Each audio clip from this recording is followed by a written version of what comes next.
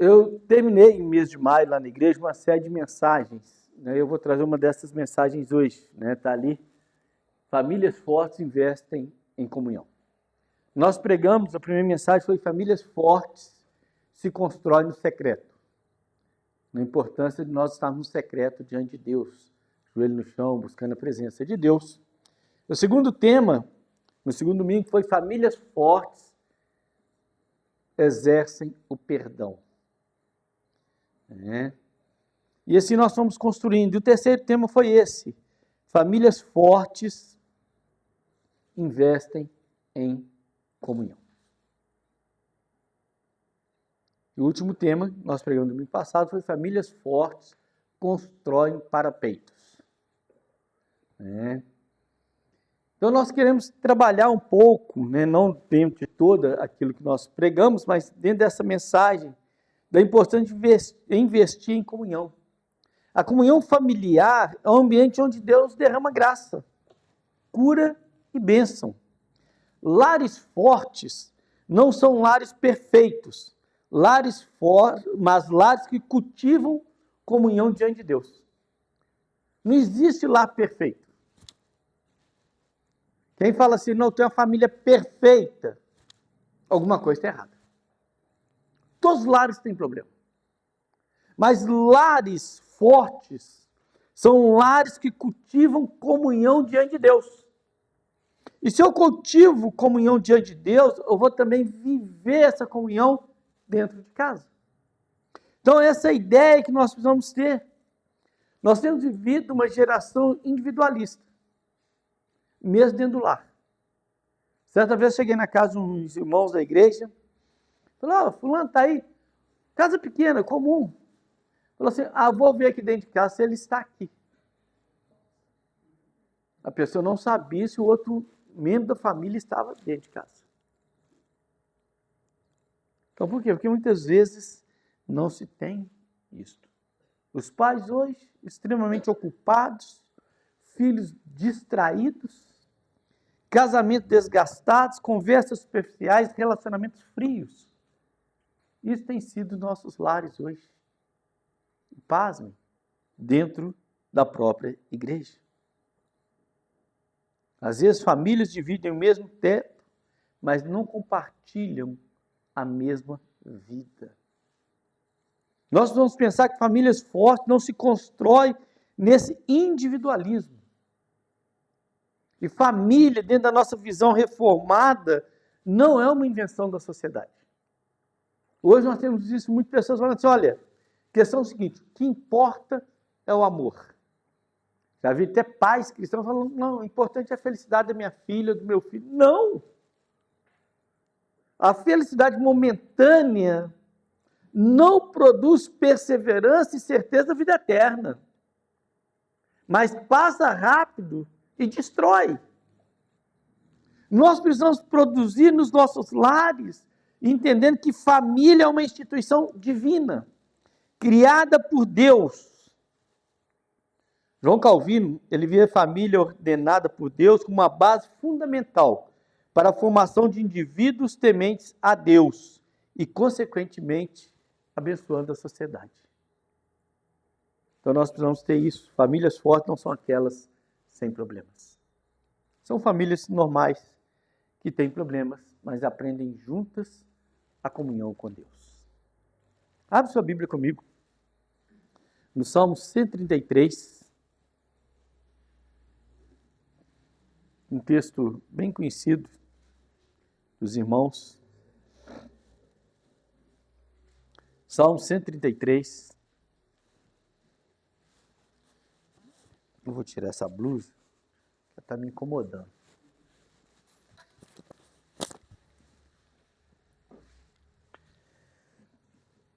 Vamos fazer essa leitura juntos? Como é bom e agradável viverem unidos os irmãos. É como o óleo precioso sobre a cabeça, o qual desce pela barba, a barba de Arão, e desce para a gola de suas vestes. É como o orvalho do Hermon, que desce sobre os montes de Sião. Ali o Senhor ordena a sua bênção e a vida para sempre. Amém? Salmo 133 é um cântico de romagem, ou chamado também de cântico de degraus. Era entoado pelo povo de Israel quando subiam para Jerusalém nas grandes festas judaicas. Eles iam ali juntos. Em algumas Bíblias você traz lá enquanto o povo caminhava em procissão. A palavra procissão para nós fica meio assim. Mas quer dizer que iam juntos para Jerusalém nas festas. Famílias inteiras caminhavam juntas rumo ao templo para adorar o Senhor. Imagina que cena bonita. Gente, vamos apelar para Ouro Fino. Comemorar o aniversário da igreja de Ouro Fino. Jesus amado, né, família? Imagina, sai todo mundo aqui junto, né, cantando, orando, festejando o Senhor. Olha que coisa maravilhosa. Assim deveria ser a marcha para Jesus. Eu não vou entrar nem no mérito da questão. Que deveria ser pessoas caminhando para demonstrar em quem acredita. Eu tive um problema sério. Problema assim, sério não. Eu sou meio bocudo. Na penúltima marcha para Jesus lá em Ouro Fino, estava lá no meio do povo. Aí tinha um monte de pastor em cima do caminhão. Pastor Galdino, sobe aqui. Falei, gente, eu vou no meio do meu povo. É marcha para Jesus. Para que vocês estão em cima do caminhão? Desce e vamos juntos. Que essa é a ideia. Não, mas tem os pastorzão, tem que ir lá em cima. Fecha parede, deixa eu parar com isso. Mas veja, o povo ia caminhando junto, celebrando o Senhor. Isso é maravilhoso. Havia ali diferenças, tribos diferentes, histórias diferentes, problemas diferentes, pessoas imperfeitas, mas todas tinham um objetivo. Caminhavam em direção para adorar o mesmo Deus. Então havia comunhão entre eles. Essa subida para Jerusalém, o salmista contempla isto e fala que era bonito ver os irmãos vivendo em unidade. Por isso o salmista Davi, ele exclama, ó, como é bom e agradável viver unidos os irmãos. Não é que não tem diferença, não é que não tem problemas. Cada um de nós temos uma realidade. Cada um de nós tem uma luta, mas nós precisamos viver em união. E a unidade parte desse princípio, que eu abro mão para que eu viva em comunhão com o meu próximo. Esse salmo é curto, mas profundo, e ele mostra o valor da comunhão, a beleza da unidade e a bênção que Deus derrama onde há relacionamentos restaurados. Deus derrama bênção, Deus tem prazer em abençoar vidas, mas onde há relacionamentos. Embora o contexto imediato fale da unidade do povo de Deus, esse princípio também alcança nossos lares. E às vezes eu estou num lar onde as outras pessoas não têm essa graça, esse entendimento da salvação. Mas através da minha vida, eles serão abençoados, porque eu sou abençoado em Deus. Então eu preciso entender que isso precisa ser vivido na coletividade e não no isolamento. O Evangelho nos chama para a comunhão com Deus, com a igreja e também dentro de casa. Não adianta eu demonstrar algo aqui no nosso cafezinho, sorriso bonito, alegre, olha até para outra pessoa da minha casa, dá um sorriso, mas que o sorriso está dizendo assim, vou te pegar lá em casa. Os outros olham e falam, nossa, que beleza. O outro fala, estou perdido, não vou para casa. Não. É comunhão, é vida com Deus. O grande tema desse salmo é que onde existe comunhão verdadeira, Deus derrama graça, refrigério e bênção. E Deus quer abençoar o nosso lar, a nossa família. O salmista não está falando de uma união artificial, superficial ou apenas emocional. Ele fala de uma comunhão produzida pela presença real de Deus nas vidas. E pensando nessa comunhão, nessa família forte que nós precisamos ser, eu quero que você pense, família forte, o seu lar, cônjuges, filhos, mas quero que você pense família forte, enquanto IPI Manancial. Nós somos uma família. Diferentes, porque cada um tem uma família, nós somos uma família. E nós precisamos pensar que a nossa família precisa ser forte. Com diferenças, com peculiaridades de cada uma, mas precisamos ser fortes diante de Deus. E pensando nessa ideia da presença de Deus, em primeiro lugar eu preciso entender que a comunhão que agrada a Deus, a comunhão agrada a Deus. Essa comunhão tem que trazer algo direto de Deus para o nosso coração. O salmista começa mostrando que é boa e agradável quando nós vivemos nessa unidade. E essa unidade não pode ser só no momento de louvor, só no momento da confraternização, mas precisa acontecer de segunda a segunda. Claudinha, minha linda, ela sempre fala o seguinte: o culto é uma bênção quando eu estou na bênção. Eu passo a semana toda longe da presença de Deus. Aí eu chego no culto domingo, nada está bom para mim. A verdade não é que o culto está ruim, é que eu não estou bem. Então, a nossa comunhão é algo que agrada a Deus. E quando o salmista fala que é bom e agradável a Deus, a palavra bom aponta para algo correto aos olhos de Deus. É bom e agradável, ou seja, é algo correto, é algo certo diante de Deus. A palavra agradável aponta para algo que é belo, doce, prazeroso diante de Deus. Então a nossa comunhão tem que ser algo correto diante de Deus, tem que ser algo prazeroso na presença de Deus. Deus se alegra quando vê relacionamentos restaurados, seja no lar, seja na igreja, seja na minha vida na sociedade. Nós vamos viver relacionamentos restaurados. Deus nunca quis que a gente tivesse só, por isso Ele criou Eva, que não achava outra auxiliar idônea. Então Ele criou Eva para viver em relacionamento. Assim também nós precisamos viver em relacionamento. Guarde uma coisa no seu coração, querido. O pecado separa. A graça reconcilia. Então, quando eu vivo do meu jeito, eu estou me separando. Mas quando eu entendo a graça de Deus, estou sendo reconciliado em Cristo. O Evangelho não restaura apenas nossa relação com Deus, mas restaura também nossos relacionamentos familiares. E nós temos que ser restaurados a cada dia diante do Senhor. Conte-se uma experiência. Havia 2 irmãos. E os irmãos tinham suas propriedades um do lado do outro. Havia lá. Mas houve uma desavença entre os 2 irmãos. Coisa de família, né? O irmão briga.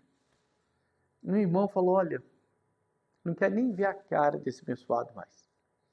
Ele contratou um carpinteiro para construir um muro, separando as 2 propriedades. Ele não queria ver mais aquele irmão. Mas aquele carpinteiro chegou preparando ali, idealizando aquele muro para separar os 2 definitivamente, enquanto aquele irmão que contratou foi dar uma volta, ele resolveu fazer algo diferente. Ele construiu uma ponte, unindo as 2 propriedades. Quando aquele rapaz chegou, ele estava revoltado. Ele não pagou para aquilo. Ele queria o muro. Enquanto ele estava ali revoltado, o irmão dele saiu, chegou ali e percebeu aquela ponte. Ele começou a atravessar a ponte até seu irmão. Quando o irmão viu aquilo acontecendo, que o irmão atravessou a ponte, o abraçou e começou a chorar, ele se quebrantou e chorou junto.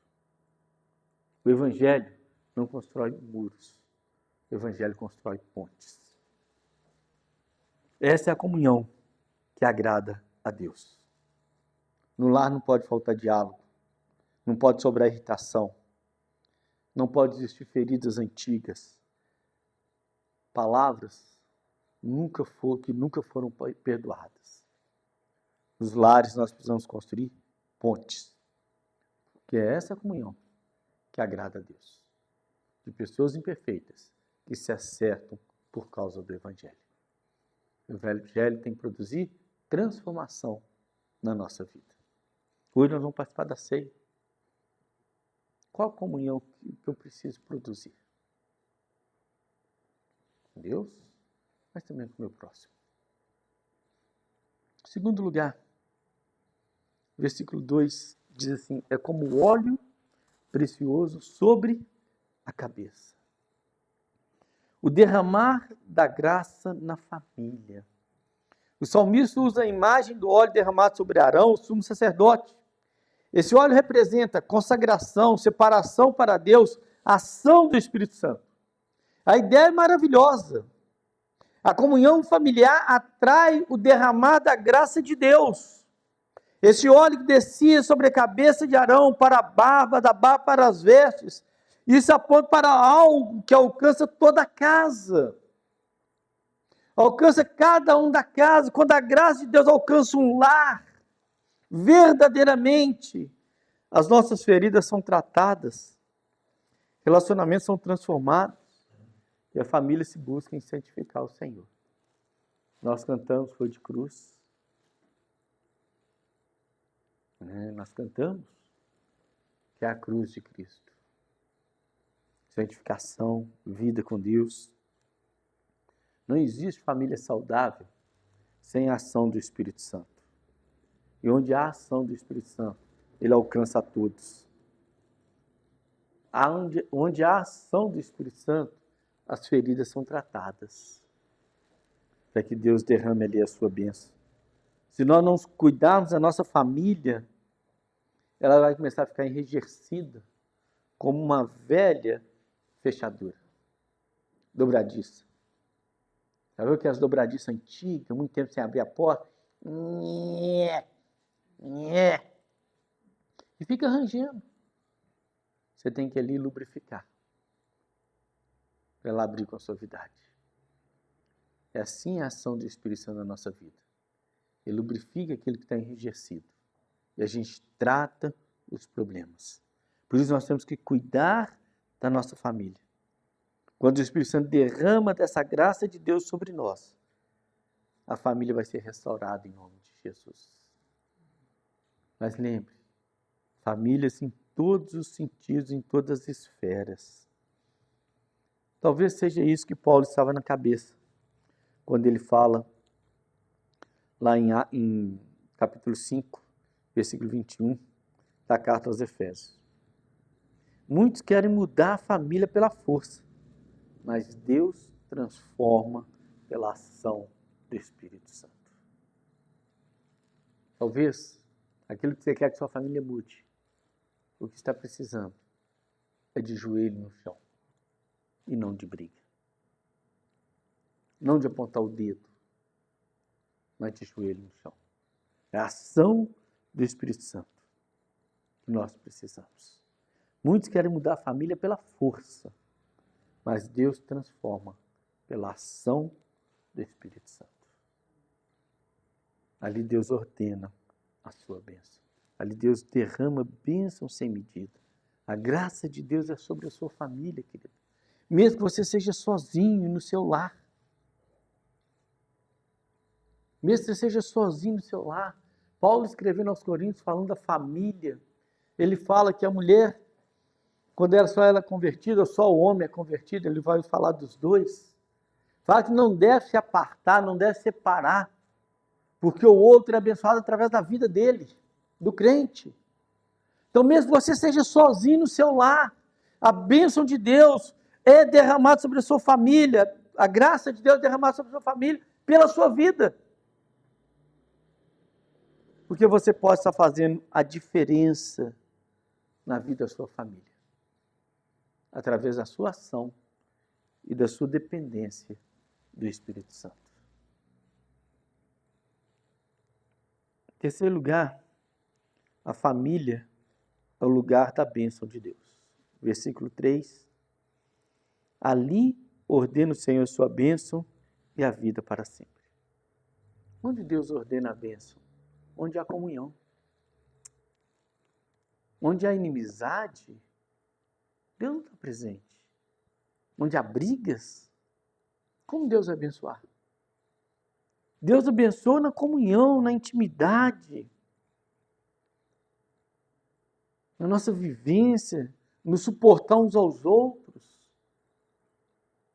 no, às vezes, me apagar um pouquinho de mim mesmo para que o outro possa estar ali junto, abrindo mão, às vezes, algumas coisas que eu acho que é direito meu, para que eu possa viver em comunhão com a outra pessoa. Por isso que muitos casamentos têm problemas. Cada um quer o seu direito 100%. E no casamento, se é 50%, o outro é 50%.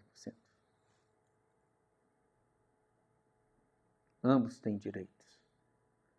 E eu quero a bênção de Deus na minha vida. Então eu preciso dessa comunhão. Isso significa que Deus sustenta, preserva e fortalece o lar. Não é na força humana, mas é na bênção do Senhor. A imagem do orvalho do Hermon traz a ideia do refrigério, da vida em terra seca.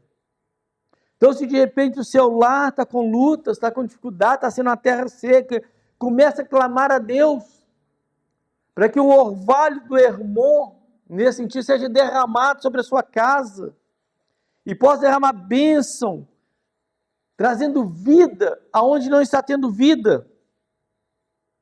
Às vezes nós estamos tão atrás de milagres sobrenaturais, espetaculares, mas Deus está operando tantos milagres na nossa vida, nos fortalecendo, nos dando paz, nos unindo em amor, perseverando nossa família, e nós não temos agradecido a Deus, porque eu estou focado em algo que é 100% só meu. Eu preciso perseverar, entender que Deus abençoa onde há comunhão. Deus abençoa a família, derrama sobre a família como orvalho no Hermon, uma terra seca, que é banhada pelo orvalho. E ali Deus ordena sua bênção para sempre. E Deus tem abençoado e quer abençoar a sua família. Muitas famílias ainda estão de pé, não porque são fortes, mas porque Deus continua derramando graça sobre elas. Às vezes as pessoas me perguntam, eu gosto muito de brincar assim, às vezes perguntam, e a Claudinha, como é que está? Aí, muitas vezes eu respondo assim, apesar de mim, ela está bem. Porque se ela está bem, não é porque tem um marido bom, porque eu não sou bom. Se ela está bem, é porque nós temos nos anulado para que Deus apareça na nossa vida. E a nossa vida glorifique a Deus. Família não é apenas convivência. Família é um projeto espiritual. Precisamos viver essa espiritualidade.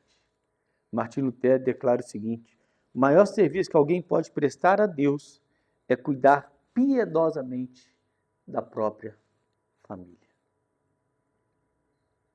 O maior serviço que você pode fazer, prestar a Deus, é cuidar piedosamente da sua própria família. Orar por ela. Clamar a Deus por ela. Ser um canal de bênção no seu lar. Jesus nasceu num lar comum, para concluir. Um lar como o meu e o seu. Não havia nada de espetacular nesse sentido. Mas com certeza é um lar que havia comunhão.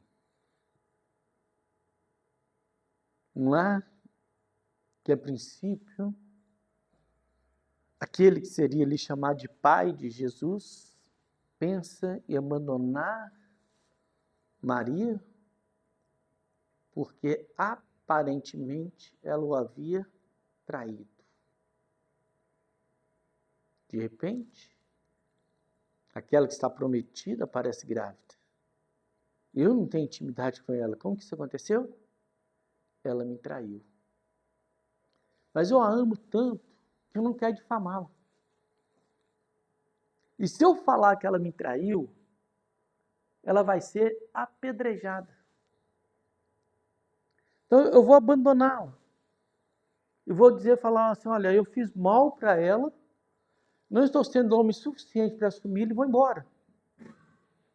Que é essa a ideia que ia ficar. Até receber a revelação de Deus, falar, volta. Isso é obra minha. E ele volta. Esse é o lar de Jesus, como o meu e o seu. Um lar com problemas, com lutas, com dificuldades, um lar comum. Um lar que alguém teve que crer no sobrenatural. A gente fala muito de Maria, mas José tem que ser muito crente. Falar, Senhor, você está de brincadeira comigo, como é que você fez isso? Como é que você plantou algo lá no útero de Maria, uma substância informe ainda, que vai crescer, vai se tornar uma criança, e só quer que eu acredite nisso? Ele acreditou no sobrenatural de Deus. Isso é um lar comum, como o meu e o seu. É nesse lar que Jesus nasceu. Por isso, quando eu olho para o Salmo 133, eu vejo famílias fortes que investem em comunhão. Que a comunhão agrada a Deus. Agrada a Deus, atrai o derramar da graça de Deus. Torna o lar ambiente da bênção do Senhor. O lar de José e Maria e Jesus foi um lar de bênção. Atraiu bênção para aquela família. Atraiu bênção para a nossa família. Foi um lar abençoado. Por isso nós também podemos ter os nossos lares abençoados. Porque Jesus chegou trazendo vida e vida em abundância para cada um de nós. Nós vivemos num tempo que Satanás está tentando destruir a família já há muitos anos, tirando principalmente a comunhão. Você quer ter um lar abençoado? Viva a comunhão de Deus no seu lar. Cristo veio para nos reconciliar com Deus. E quando eu me reconcilio com Deus, eu me reconcilio também com o meu ser humano, com o meu próximo, com a pessoa que está ao meu lado. Eu reconcilio trazendo mudança na minha vida. Na cruz, Cristo não apenas nos reconciliou com Deus, mas também nos chama para viver a reconciliação. Nós sejamos usados por Deus para viver esse evangelho que transforma vidas. A começar da minha própria vida. A primeira transformação começa em mim. A primeira transformação não começa na Cláudia. Não começa no Lucas, nem na Lídia. A primeira transformação tem que começar em mim. Que a transformação comece na sua vida. Famílias fortes não são perfeitas. Famílias que diariamente se colocam diante da graça de Deus. Essas são famílias fortes. Que apesar das imperfeições, se dobram diante do Senhor. Aonde há comunhão, querido, conforme diz o salmista, ali o Senhor ordena a sua bênção e a vida para sempre. Que nós sejamos um lar abençoado pelo Senhor. Que nós tenhamos comunhão. Que o nosso lar seja também um lar abençoado pelo Senhor. Que haja comunhão, haja vida, haja intimidade com Deus, haja perdão, haja realmente um quebrantar diante do Senhor. Qual como é bom e agradável viver unidos, irmãos. Que a nossa família, IPI Manancial, IPI Ouro Fino, que a nossa família enquanto casa seja um lar de bênção em nome de Jesus.